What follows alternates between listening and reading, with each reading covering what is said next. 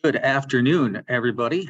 Welcome to the Wisconsin chapter of the Wildlife Society's Brown Bag webinar series. I'm Bob Holzman, and I'll be facilitating today's talk. We're going to kick off in just a minute or two as a few more folks are entering the waiting room. I'll give a couple of announcements. The 2023 annual winter meeting will be held in person this year. Can I get an amen? And you can join us for the fun. January 31st to February 2nd at the Radisson Hotel in La Crosse. Currently, the call for abstracts is open and it closes on December 22nd. As per usual, looking for all kinds of talks on programs, research, education, partnerships, anything at all you can think of. The Wisconsin chapter is also seeking nominations for chapter leadership positions at this time. The executive board is looking for candidates for president-elect, treasurer, and board member at large. Those applications are also due on the 22nd of December. I will be posting some links to these things in the chat as the program goes on here over the noon hour. If anyone out there is looking to join, we'll have information about that. And if you are currently a member and you know somebody who isn't a member of the Wisconsin chapter, don't forget to nominate your peers and colleagues for free one-year membership as part of our Give Back program. Finally, this webinar is being recorded and will be available soon on the Wisconsin chapter TBS YouTube page. You can find this and past recordings of all of our brown bag webinars there. And I will put a link to that in the chat as well. So I think we got just about everybody cleared out of the waiting room, and time to get started with our special guest today. So with that, I will move to the speaker, and the title of today's webinar is Barrens Management and Landscape Connectivity. We're lucky to have Mike Ammond here to present the topic. Mike has been a forester with Bayfield County for 19 years. Prior to his work there, he worked as a county forester in Burnett County for a year and a half. He's a graduate of UW-Madison with a degree in forestry from 2001, and he is the vice president of the Wisconsin Sharp-tailed Grouse Society. Mike is an avid upland hunter who enjoys pursuing ruffed grouse here in Wisconsin, as well as Sharpies in North Dakota and Montana. With that, Mike, take it away. All right. Thanks, Bob. Hopefully everybody can hear me. Yeah, I'm excited to talk about barrens and sharp-tails. As a forester, you know, we don't spend a lot of time talking about areas that don't have trees on them. So I think we have a unique opportunity in Bayfield County in the Northwest Sands to connect isolated landscapes, and I think partnerships, and it's exciting to be a part of. So I will talk about some of the work we're doing on the Bayfield County Forest, and Barrens and Bass Lake are two Barrens properties we have that we're managing for Barrens. There we go. So this is the Bayfield County Forest in green, 176,000 acres in total. We actually are acquiring more and more land through Knowles Nelson. We're pretty aggressive on picking up industry pieces. As we all know, the TMOs and REITs are sort of dwindling and disappearing and becoming, small private land owners. So we've when I first started 19 years ago, we were about 163,000. And we have about 3,000 or 4,000 more acres in the hopper to pick up, hopefully by the end of this next coming year. So you could see the Northwest Sands is approximately 79,000 acres of our Bayfield County Forest. And of that right now, 13,000 acres is part of Barrens Barren open core management or rolling barrens. And the Barrens you can see there's got 4 zones. I'll talk a little bit more about that, but those are our rolling barrens zones. And the Bass Lake Barrens is a fairly new project we're working on. So a little slow on the advance. So historically on the county forest, some of the counties have this. They had historic fuel breaks, just sort of bowling alleys to prevent large catastrophic wildfires. And so we kind of, as you can see there in the 70s, they were constructed and maintained. And I think over time, it became with fire prevention and some of the new technology. Is this effective for fire prevention? And if not, should we be planting these up? And as a forestry department, that's obviously things we talk about, productive timber acres. So, we had sharp-tails on these properties, or on these bowling alleys, which was neat. And we didn't necessarily want to get rid of that habitat. We just felt like, okay, is that something? Do we need historic fuel breaks? Fire folks at the DNR said, no, I don't think that's, we need it like we thought we did back in the 70s and 80s. And so as part of that, we were committed to maintaining basically an equal amount of open area. And with help with the DNR, this is the beginning of the Barrens is, as you can see there, concept in 2008 with the idea we had about 1,100 acres in fuel breaks. Let's exchange that for a core area of 1,000 acres and then develop a rolling Barrens around that of 11,000 acres. And we've made a modification in 2013 to incorporate some Kirtland's warbler habitat areas. But you can see the map. The center is the core. Again, Todd Noss, retired DNR biologist, and Bob Hansen helped us over time develop this project area. Currently, this is sort of the species breakdown. There's some red pine in there.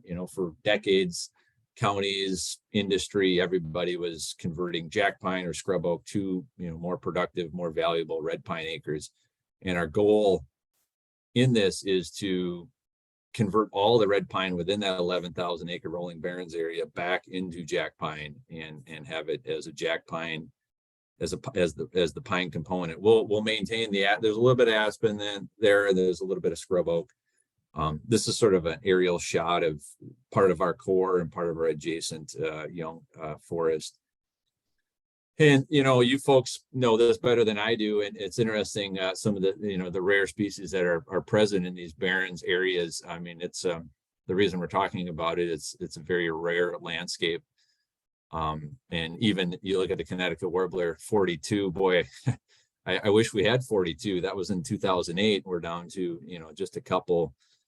So these numbers are floating around, but the gist is, these are species of greatest concern, a lot of them, because there is just historic Northwest sands looked a lot different than it does now. And the species that were associated with all those collective open acres clearly are struggling with, the reforestation and fire suppression that has basically put 99% of it back in the forest land. Good success story here, Kirtland warbler recovery in Michigan, and some of those are moving over our way. We've had some activity here. We're sort of on the edge of their habitat, but the DNR has been out there monitoring, and we've done some breeding bird survey. We did a breeding bird survey in our Barrens in 2008, a number of points, and then we revisited it here in 2021. We did another full-scale breeding bird survey on the Barrens proper area and rolling Barrens. So this is the modification we did for Kirtland warbler, with the idea that, in order to ensure like higher density of jack pine to meet the needs of Kirtland warbler, we made a modification to guarantee at least a couple hundred acres in each zone to have sort of a high minimum stocking standard to hopefully support Kirtland warbler. And we may actually have a lot more acres that meet the threshold, but this is sort of a guarantee. We will do added investment to get those trees. But we're doing jack pine reforestation already in this whole rolling Barrens. And so hopefully we get good recruitment on our seeded sites and reforestation efforts, that we may actually have quite a bit more of this. But that's sort of our minimum commitment to provide that elevated stocking. Sharp-tailed grouse, like I said, we're fortunate to have birds that were surviving on the bowling alley, and I don't think they were doing that well. I mean, it was just sort of a long, narrow corridor. We all know they're a product of the huge open landscapes, and so we had them. And as we make this transition and eliminate one of those bowling alleys, those birds, have blinked out of there. But the idea is hopefully over time, we can hold some of those birds as we develop this new open core and rolling Barrens. And you can see our numbers, have been pretty high. I mean, for a fairly small property, you can see the numbers pretty stable, then they decline, and then I think we're in pretty good growth phase here. Hopefully, as our property comes online, our core property, we can start seeing more and more birds, and it'll be really exciting to see how many birds actually we can support on high quality 1,000 acres, which again is a very small acreage. And we hope that the rolling barrens will add a lot more to that in the future. But currently we have birds and they seem to be doing well. And I'll talk a lot about some of the management we've been doing. This is sort of an aside when the Forest Service translocated birds from Minnesota. One of those radio collared birds that left Muckwa went to our Barrens Barrens and nested successfully, which was kind of neat. We know these birds can fly long distances.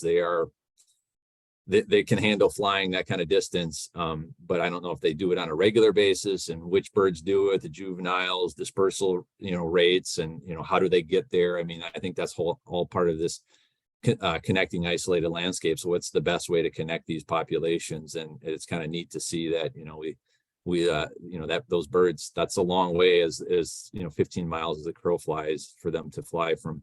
Well, they came from Minnesota to Muckwa, never been to Muckwa, then they flew down to Barrens Barrens. It's kind of neat, these birds that have never been here, kind of moving across the landscape. Here's a burn from this spring on our core property, the Barrens core, and that's actually the first time that northwest part has ever been burned. That's brand new core that was just added a couple years ago. We clear cut a jack pine plantation up there. And we actually used herbicide to kind of set the scrub oak back, and then we burned it the following year. So that where that fire is currently, that's the first fire that's ever been on the landscape there. So that's brand new open acres. And then you can see there's a couple of 40s in the middle there. That's part of the historic fuel break that's been burned countless times. And then even on the bottom part of the screen there, you can see there's some rows that are running north-south. And I'll show you some pictures. That was just 100-foot red pine that was just clear cut this past summer to further add to the existing core. And so the core has been kind of a process. We had you were growing trees to get them to maturity, to harvest them, and then as part of the harvest scheme was to clear cut it and turn it into permanent barrens. We didn't decide in 2008, here's our core, and just go flatten all of it. I mean, economically, we decided we had birds, we have some time.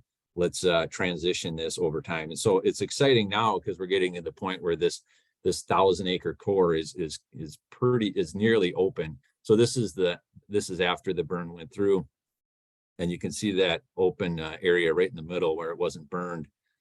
So part of I'm not a bird, I'm not a biologist, I'm a forester, but just talking with the DNR and with Bob and Todd Noss when he was working for the DNR.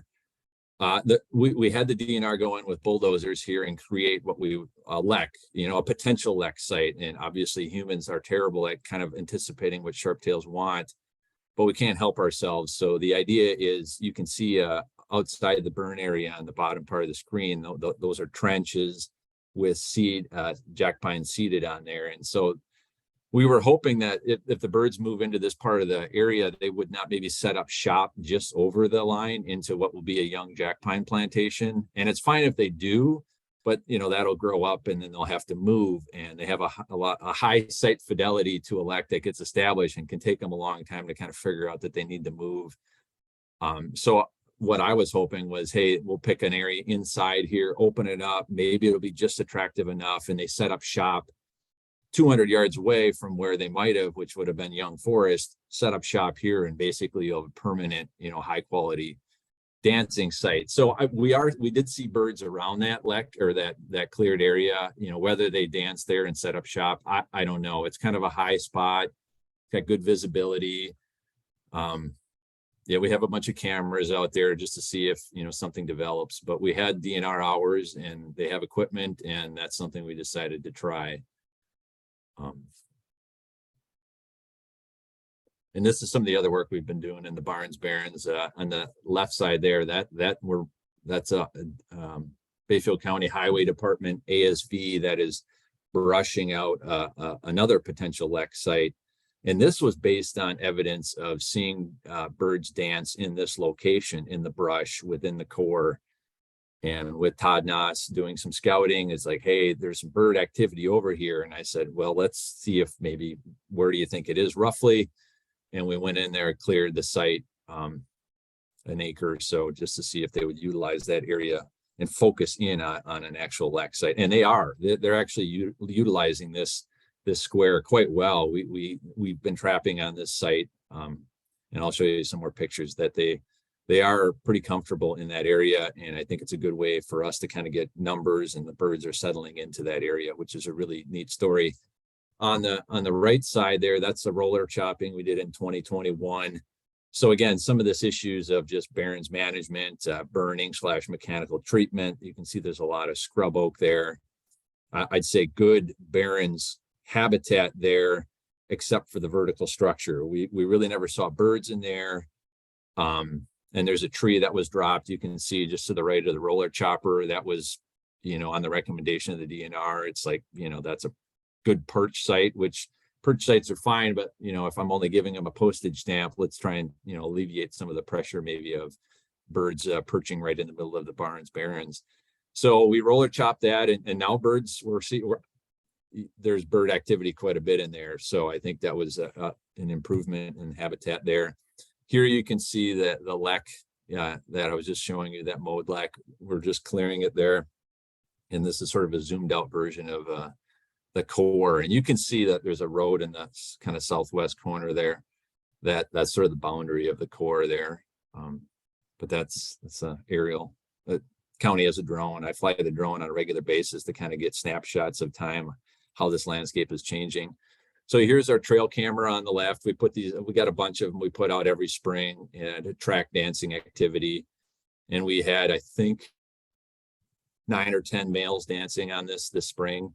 And there's Todd Noss in his retirement. Thankfully, he's been willing to come out and spend his time trapping sharp-tails. And I'll talk a little bit about the research project we're doing as we go. But this is some of the exciting things we get to do. Hey, this looks like a good spot. Let's see if we can clear it a little bit and get some cameras. And this is Bayfield County. We buy the cameras. We're funding the clearing of this site. I'm the one who applied for the Pittman-Robertson turkey stamp to do the roller chopping, to do the herbicide work. This is sort of driven by office staff, me probably primarily pushing it, but with support of my boss, Jason Bodine, the Forestry Committee Chair, Fred Strand, retired DNR wildlife. I think this is all part of, it's just, there's good buy-in up and down the system. So it's been extremely rewarding to see this develop. Here's the Barrens core, and this is the northeast here. You can see this was as of earlier in the year, it was totally forested, and the plan was to, cut this and open it up. And so here's a before shot. I'm in the middle of the core shooting to the northeast. And here's the next photo. Now I'm on the northeast side of the core shooting back towards the middle. And so you can see not all the timber's gone, but that middle jack pine stand is 80 acres, and that will get cut this spring. And even that brushy T you see there in the core, I had the DNR, the county gets DNR hours. And so we allocated some of those hours to go out there with their DNR dozers and flatten that brush. I'm pretty adamant that I don't want vertical structure within this postage stamp to be taller than 6 feet. If they want to find brush and roost sites and, winter cover, they can move off the core. But right now, I'm pretty adamant to do what I can to hold it under 6 feet and keep it fairly open and grassy versus full of scrub oak. So that's been even improved even further since this photo was taken. So here's in the southwest early this year, June. You can see just some red pine there, a strip, and here's the after. So that's a permanent opening. And so going back and forth, the birds, I'll show a map of this. The birds live in this core area here, and edge avoidance. I'll show you a map of one of our GPS tag birds. It's obviously they don't want to be adjacent to big timber, and so here this was a big buffer that they would avoid this strip in the core. And the plan was to get rid of it, and now it's gone, and that'll further open up that landscape because there's trees behind it, but they're not 80-90 foot tall. So I think the visual openness is going to really help maximize this small space. So, just here as we're looking, there's probably 30 sharp-tails that are out in that photo right there in this incredibly small area. I mean, you look at Crex or Nemacoggin or Muckwa, and we're really fortunate to have a lot of birds here. And I think I run my dogs out there. I've talked to guys, we were getting between 25 and 35 birds up this summer, and it's really neat because the core isn't even completely open, and we have this kind of bird occupancy here. So so as you look out there, there's at least 25 sharp-tails, I would guess, in that picture somewhere. So here's just a kind of a summary of what I was talking about. 150 acres just got opened up. We're doing a lot of roller chopping, herbicide, lek work, and so we hope to see more leks and more attendance going forward. In 2020/2021, I think we got to thinking about, we get nickel an acre from the DNR, $8,000 to $10,000 a year, meant for wildlife. What are we doing with those dollars? We can kind of put it in the reforestation for jack pine, but really, is that the highest and best use for some of these wildlife dollars? What are other projects we can do that we feel like would help us learn something about what the wildlife use is on the forest? And that's where the breeding bird surveys go in. And we're going to do even more monitoring of other species. But as we got talking to the DNR, I sit on the Sharp-tailed Grouse Advisory Committee representing the county forest, and just sitting there learning about Northwest Corridor Plan. What are these properties doing? And rolling barrens. What are rolling barrens? It's a theory. Is it going to really hold extra birds? What do our birds currently do? I mean, there's quite a bit of research on sharp-tails over the years in Wisconsin, but nothing with GPS technology. And I think we have funding, and we reached out to UMD, Natural Resources Research Institute, to see what can we learn about our own birds and how are they moving across the landscape and how can that influence our management. So here's a bird that was collared in 2021 with our solar backpack GPS. And there's the traps that we were utilizing on the leks. So this is who we reached out to, and this was the objectives that we kind of laid out together with Alexis over at NRI. You can see lek attendance, nesting habitat. I mean, we've struggled to get hens. I mean, hens are on small population. Hens are hard to catch, and so we have caught a hen, but she died. We've trapped on 4 different sites across Muckwa. Some industry over at Muck Lake, and this past year we trapped on German Road area and in the Barrens. And so we wanted to spread risk on trapping, so we weren't trapping all of our birds and putting collars on all of them just in case something would impact the birds with the collars. We wanted to kind of spread out the we bought, I think it was like 15 to 18 collars to put out, and we were realizing it was kind of hard to get a lot of birds, so we were willing to sort of, the Forest Service, they did some trapping. The DNR is help trap. So this is basically what we were trying to learn through the start of this project, which is ongoing. And here's a latest map of one of the birds that's still on the air, and you can see that pink purple square is the core. And this photo isn't up to date. There's trees I've just talked about that have been removed, and the core lek is kind of where the cluster is based on where you saw those photos earlier, where the lek is. And here you're starting to see the bird actually move. Actually, fairly lately, he's been moving further and further from the core itself. Some of those points are about 4,000 feet from the edge of the core. And so, what are we learning? The bird doesn't move much. And, we have struggled. I'll talk a little bit about next, just longevity of collars. The industry, the company will say these collars last 2 or 3 years and it'll be great. And now we're getting some last 60 days, some last 150 days, birds die, collars have fallen off. So I think we don't have a huge sample size, but this bird has been on since the spring, and he's, I really hope he hangs around through the winter. to kind of tell us where do they move in the winter, and how far do they go into the adjacent timber. And, there's some, even the points in the core, there's micro changes. Is this brushy habitat within the core, or is it more of the grassy habitat in the core? And, roost sites, daytime sites.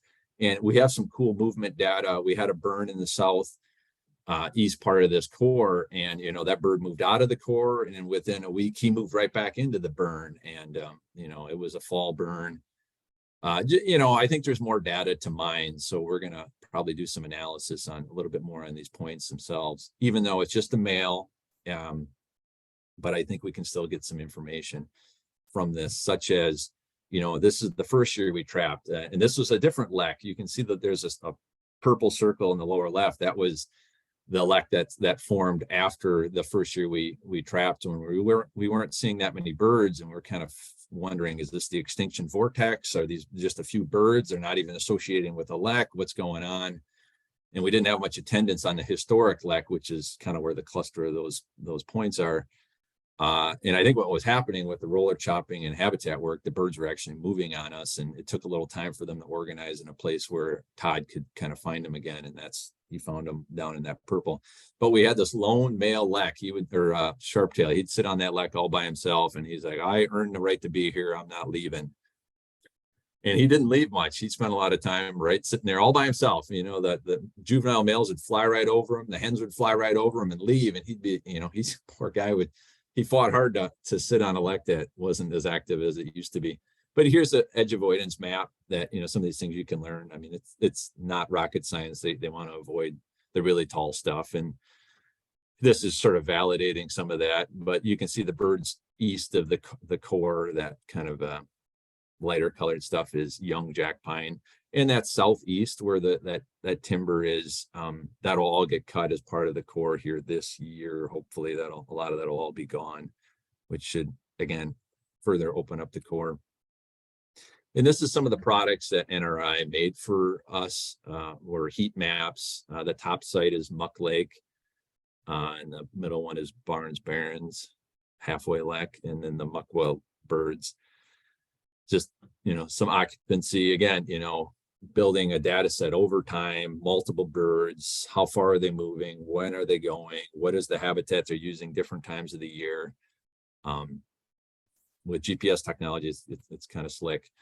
So this was, the 2021, you can see the duration of tags, 12 days, 134 days, and the number of locations that, we've been struggling a little bit to get longevity out of these tags. But I think we tried a few different technologies or different brands, and I think we're honing in on again, this is NRI kind of, we just chat with them about what their thoughts are, and I think we're going to get a little better. I think we're seeing what works, what doesn't, and the harness style, and what is, we're learning as we go. They don't have any experience trapping and collaring sharp-tails, so I think they're learning too, and we're all trying to be really cautious about the health of the birds. Again, we have some collars. German Road still as a bird on air, and the Bayfield County bird is still on air. So we're already getting some longer term data, but this was last year's data summary. So in 2019, 18 or so, I was chatting with Bob and, looking at the Northwest Corridor Plan, Habitat Corridor Plan, and we're, how do we connect these birds across the landscape? How can the county forests engage in this? And again, I wish all the county forests would be like, how do we deforest a certain amount of strategic acres to make sure we, provide important habitat for the species that were here in much higher numbers. And so you can see here what the goal of this Bass Lake Barrens, and I'll show you a map of where this is located, but basically, rare. How do we provide suitable habitat, and how do we provide connection to the next population that we know of? So here's the Northwest Sands Habitat Corridor Plan. We're working on that upper C connection, Bayfield Rolling Barrens up to Muckwa. And it is a little interesting at the time this plan was developed, with best available science. You can see that 1-2-1 connection sort of along that sandy corridor. That's what that kind of bluish area is, it's a sandy corridor. And we're like, okay, that's the linkages. That's how we're going to connect those properties. In reality is, look at that last map, that sort of straight line angling from Bayfield rolling Barrens up to the Muckwa Barrens. You can see there's lakes there as you look at this photo on the left. We don't own that land base. It's all, Iron River, the town of Iron River is there. So, and then we've learned that in that private grasslands area I have circled, there's sharp-tails that occupy that space. It's on clay, it's not in the Northwest Sands. And birds from Forest Service, the Muckwa birds, have moved over to the private grasslands area. So they're already moving back and forth. And so that's good to know. And so then it becomes, okay, we do own land north of the Barnes Barrens, and that's how that Bass Lake Barrens area was selected, was to connect to the private land grasslands, which we were going to trap birds there the first year. And there was a lek there with 7 or 8 sharp-tails on it, and they kind of dropped down to 4, and now we haven't seen them at all. And private lands and some of the trees that are growing, and just collectively, is there enough opening there? As part of the new sharp-tail plan, Bob is, that's going to be an identified area to spend some time and resources to, talk to those private landowners to see how we can, hold back some of that and keep that as sharp-tail habitat. Because when the translocated birds from Minnesota moved to Muckwa, they had leg bands on them, and they were seeing leg banded birds back and forth onto the private lands there from Muckwa. So the connection is there, which is really exciting. And so the hope is, this Bass Lake Barrens would be, strategically located and large enough that we can hopefully provide a connection point. I mean, time will tell. I mean, this is a long-term play. I mean, I think the county's committed. We are committed. It's in our 15-year plan. It's been approved. We are going to take acres out of production with the idea that maybe in 5 years, maybe 10 years, who knows? I mean, as long as I'm here, I'll keep advocating those are acres that stay open. We've made commitments. And again, it's more than sharp-tails. I think there's a lot of excitement in this new 1,300 acre with a wetland interface, that it will provide even more value for even more species than Barnes Barrens, which is just flat and sandy and dry. So I think there'll be a lot of value here. I've already worked on ordering up some huge signs right on Highway 2, because we are getting blowback. What's the county doing? This is ridiculous. Sounds like an idea that came out of Madison. I've had the phone calls. I love getting the phone calls because, there's nothing like somebody here talking about why it's important straight to them and say, hey, you want to know who's doing it? I'm doing it. Why we're doing it? This is why we're doing it. And they really sort of like, well, geez, I don't know. Okay, I guess I never see those birds. And that's fine. I mean, it's a good opportunity to have a broader conversation. And I think I look forward to having it. And we're going to have, signage and say, hey, this is something this is what it is. This is who's maintaining it, and we're not getting a payment from the state to do this. And I hope we don't. I hope we can own this and say, we don't need a lease payment. We don't need to say, hey, state, this is your baby. It's like, no, this is Bayfield County. We're committed to doing this. And, politics change, things change. I don't know if they'll ever get to that, but that's what we're doing now. This is something the county's taking on. And we have buy-in, which I think is exciting. There's not a lot of new open barrens getting created in the Northwest Sands, or really anywhere. So I'm happy to be here as part of that, kind of mapping it out and facilitating, this type of work. I mean, here we're taking perfectly good ruffed grouse habitat and trying to, on the off chance that a sharp-tail may occupy this place. But that's a commitment we're making, and we have 80,000 acres of aspen on the county forest. I think we can afford to give up, a couple hundred acres of it. So on this property, we had mature aspen, very, very valuable mature aspen that we made a lot of money on. And so those are high productive acres we're pulling out of the land base. Here we have good growing stock that we're gonna, we're knocking down, and we're gonna herbicide and start burning hopefully next spring. But again, these are the commitments we're making. So here's the before. You can see a little bit of the roller chopping going. And there's the after. And all these trees are under contract to get cut. Everything you see here, it's just a matter of different timber sales, different timing.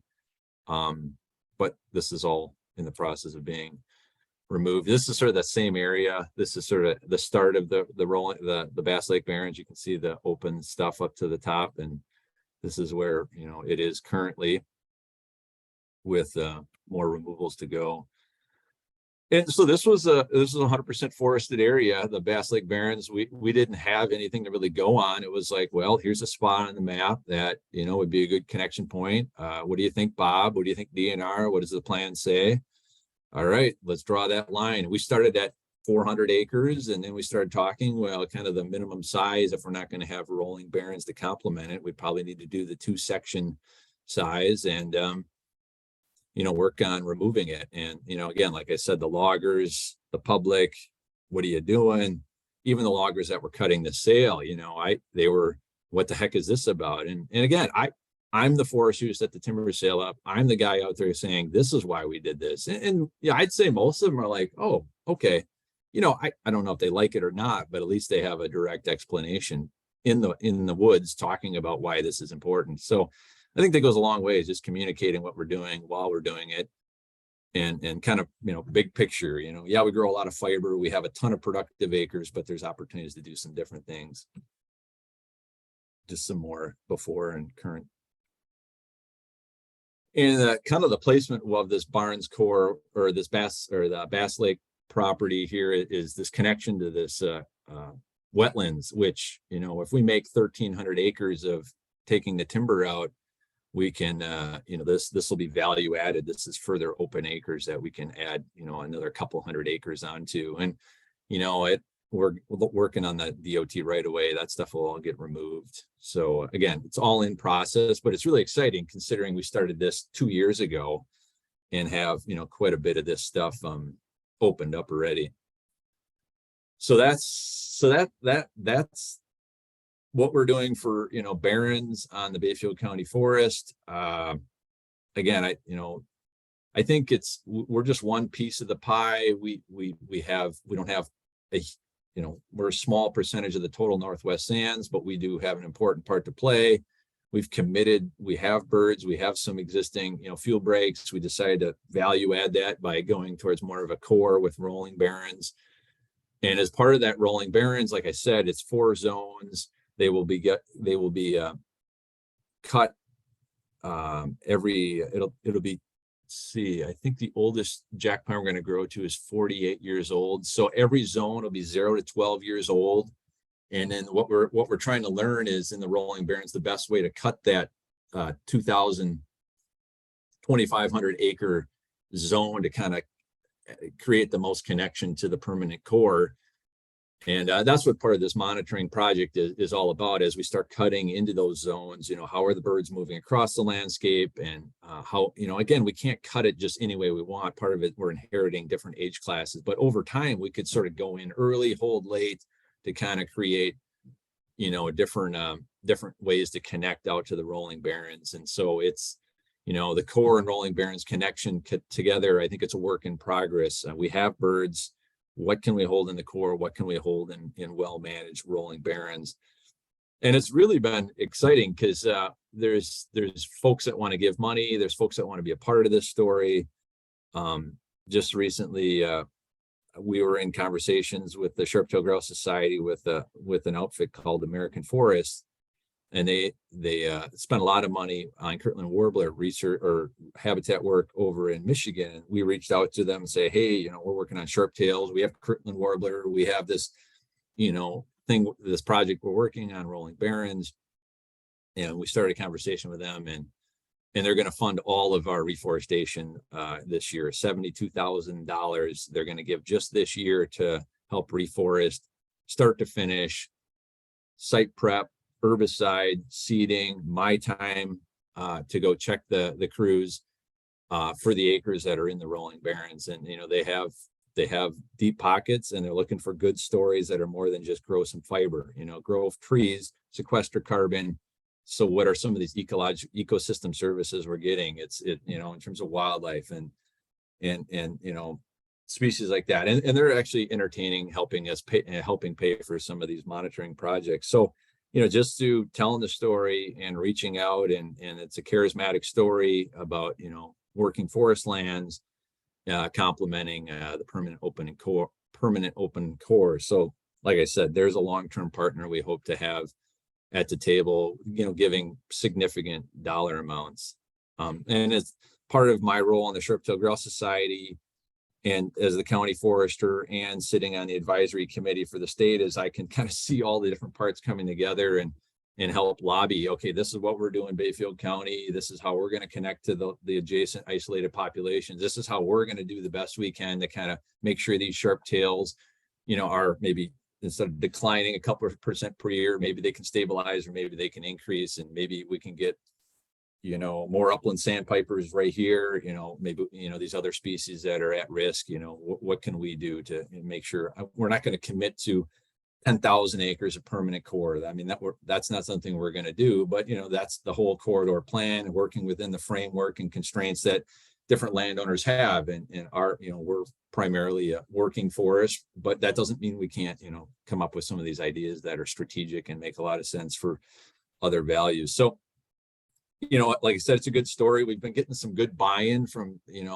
our friends at Project Upland, which is a magazine that focuses on upland hunting, and they're trying to, incorporate, conservation. And so they've given us free ad space. We've had 3 ads talking about just, PR for, sharp-tails and barrens, and a really neat full page, multiple page article about the Northwest Sands. I was interviewed by the editor, Gabby, and again, there's Todd Noss, made the magazine. He was waiting for his check. He said he hadn't seen it yet in the mail, but those are pictures that from this fall burn that we did, and telling the story about this little pocket of Northwest Wisconsin and some of the work we're doing with the Forest Service and the DNR, and how do we keep throwing support at the DNR. I mean, there's these, we're fortunate to have these anchor properties. Like Minnesota is struggling in the eastern part. They don't have a Nemacolin Barrens that's sitting there actively managed for sharp-tails, among other barren species.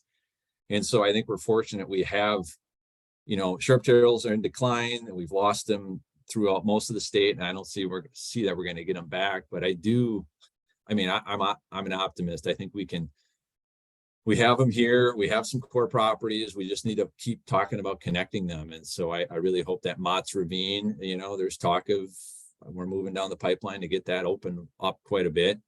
And I got some really neat pictures of the day we burned on our Barrens. They burned over in Mott's. And I mean, it's a great photo where you could see both those smoke columns, and it's only a few miles apart.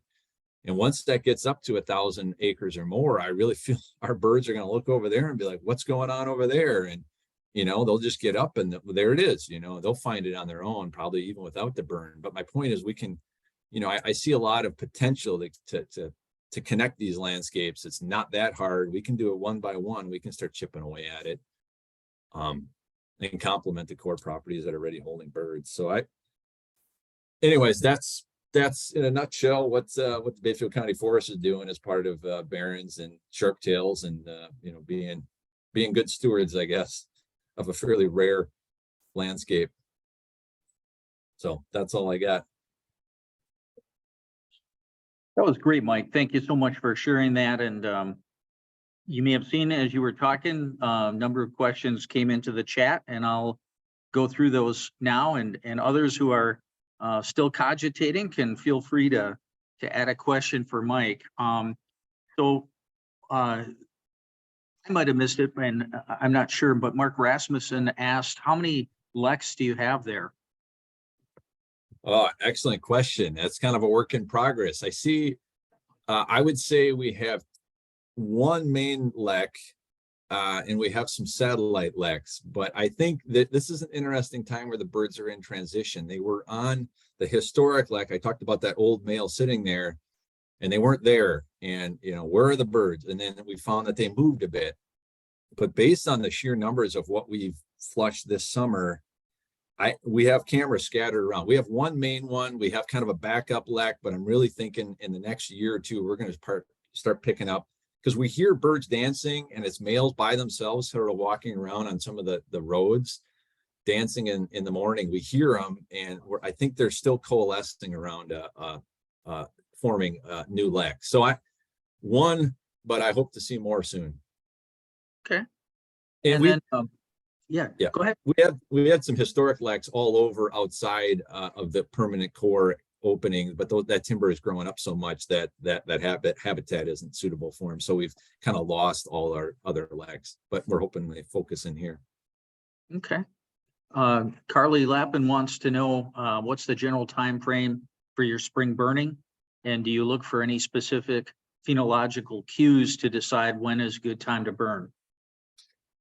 The DNR does our burning, and that's interesting you bring that up. I am a strong advocate for growing season burns, and we have not had a growing season burn on the county forest up until this year, which we had like a September 2nd or 3rd burn, so it's not technically a growing season burn, but about as the DNR determines when the spring burn windows will be, and kind of when the NHI hits sort of kick in when it's too late. So yeah, I think the DNR picks all the burn windows in the spring, and I've been really strongly advocating for growing season burns. I really think that's where we got to go. And as a landowner, we're willing to say, hey, if it didn't work, it didn't work. But that we're not hurting birds, and they have the ability to move. So we had a huge burn on the southern half of that whole core was done early September, and it really cooked it, and it burned extremely well. And I really hope that's a teachable moment for everybody. Like, it can be done. We can find burn windows. And if it's, a mixed burn, that's fine too. But yeah, the DNR picks the windows, and I'm pushing hard as a non-burn guy, but I really feel the birds and everything will do a lot better. The habitat will be set back even more. And as part of that burning, part of what I hope to do with Jed at the DNR and others is to put in permanent plots to start measuring, vegetation response to burning. And so we can keep saying, hey, these growing season burns or the fall burn versus spring burn. Look, we have scrub oak. It's too much. The density is too high. I want to see permanent plots put in on our Barrens core to monitor all the zones over time. And we're going to put some exclosures up. We had a botanist report. We've had a botanist out there kind of assessing what kind of species we have. And he brought it to our awareness. High deer numbers, not a big surprise. They're eating some of our rare species, have a control. So I hope to even do more fire-related support through monitoring of some of those burn units over time. Okay. A couple of more questions here from Elizabeth Stone, who wants to know what the best time of year is to potentially see a sharp-tail displaying on a lek in Bayfield County. I'll let you take that one, and then I'll give you the follow-up. Boy, that's a good question. I'd have to look at my phone. April, May. I forget the peak dancing time frame, but I think it's in April. We'll say April sometime. Okay. The males are on there pretty early April, early May. Females, visit later on, but I'd say probably mid-April would be a good time to see birds dancing. Okay. And then Elizabeth also asked about other bird species that use the same habitats and areas.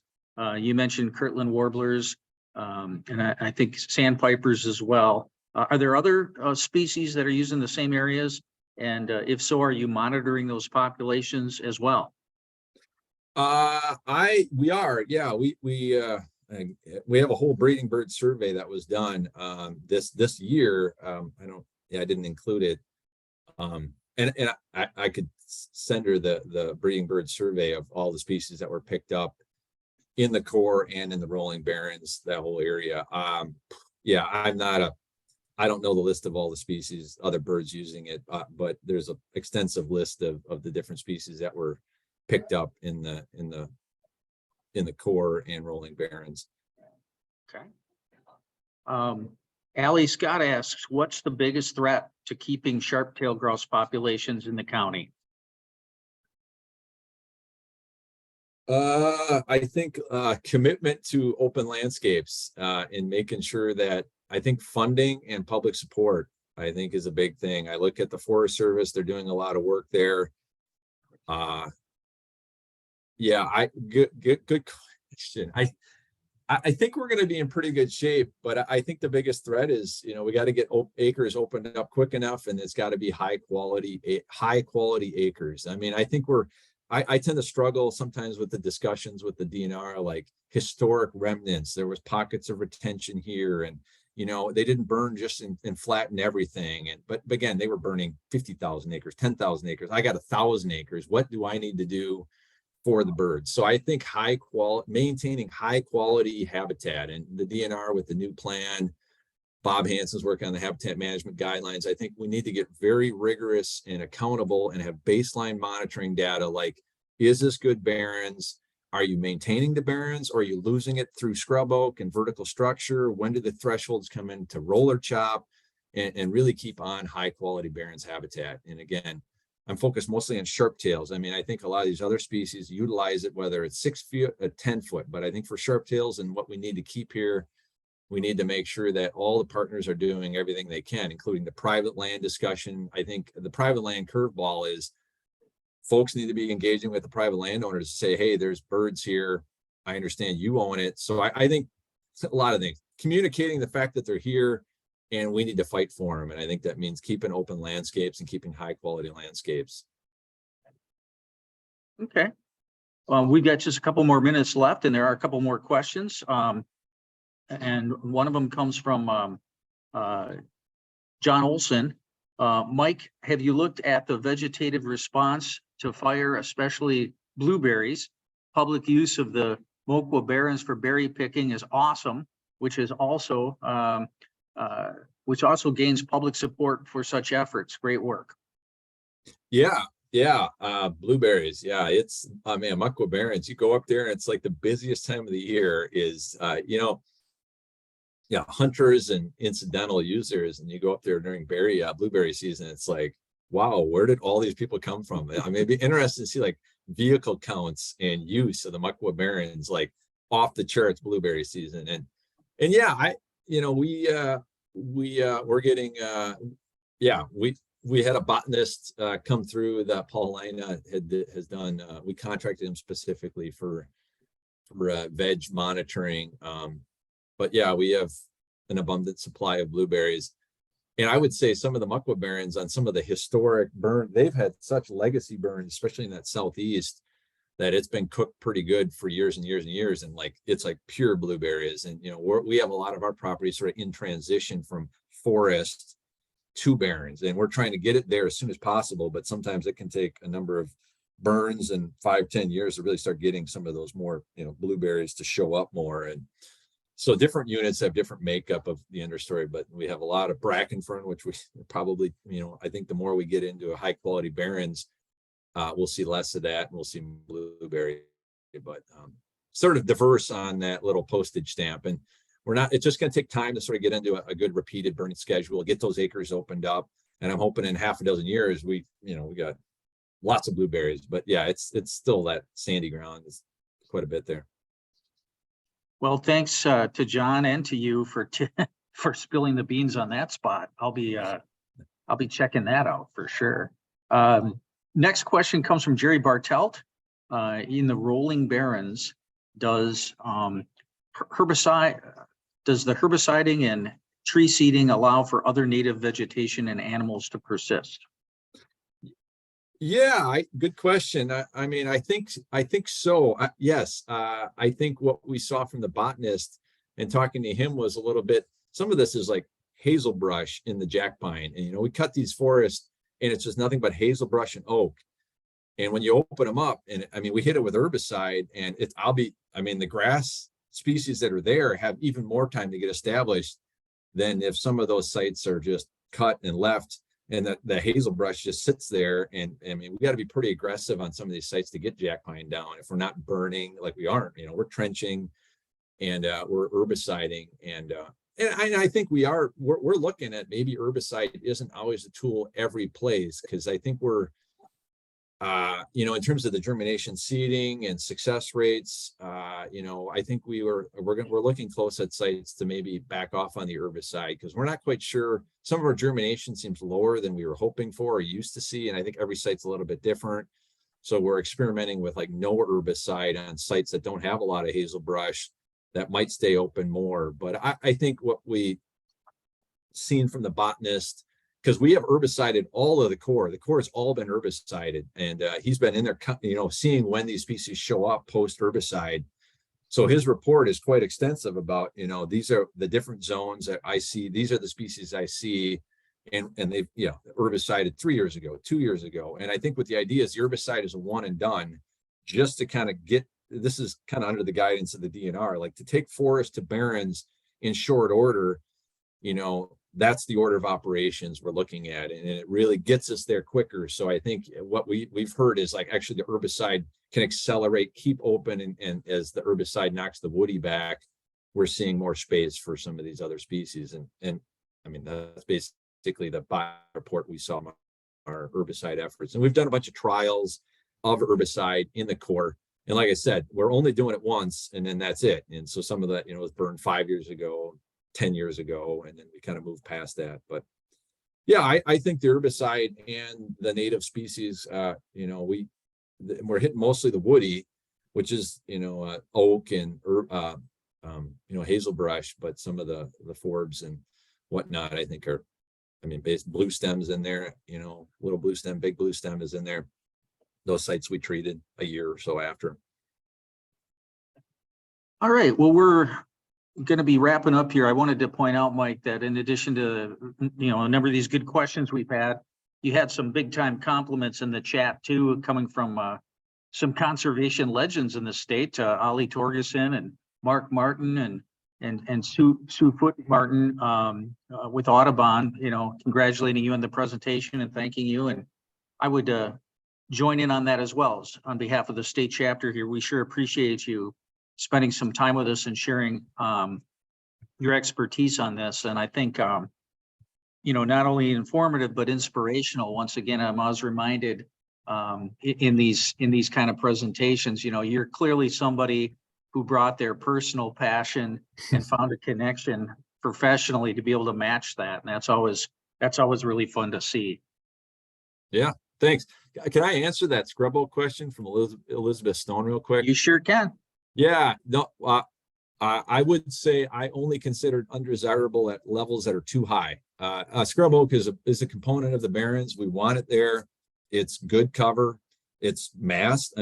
We had good acorn crop production from stump sprouts. Those are old trees and they're cranking out acorns.